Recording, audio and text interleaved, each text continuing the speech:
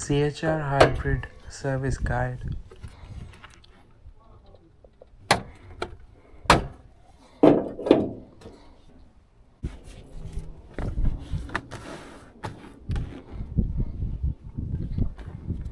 Remove your oil dipstick and your oil cap. I always use pinch hole tool for jacking up the car.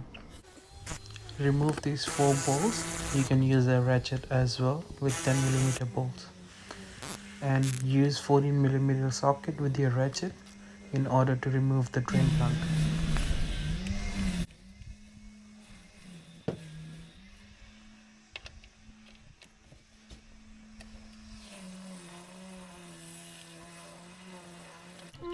After draining the oil, always use a new sump plug washer to prevent oil leaks.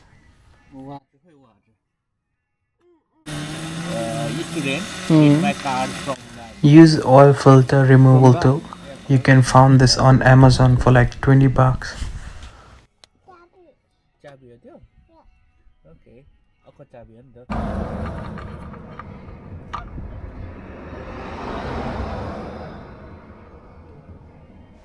Always use a genuine oil filter or a good quality oil filter. For this car I use MAN filters. Just normal hand tight the oil filter. Use recommended engine oil, or if you don't know which oil to use, go to your local parts stores, give them your registration number and they will be able to give you the right specific oil for your car. Don't forget to put the oil cap back on.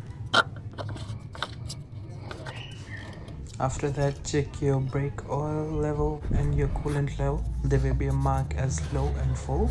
Make sure it's topped to the full level.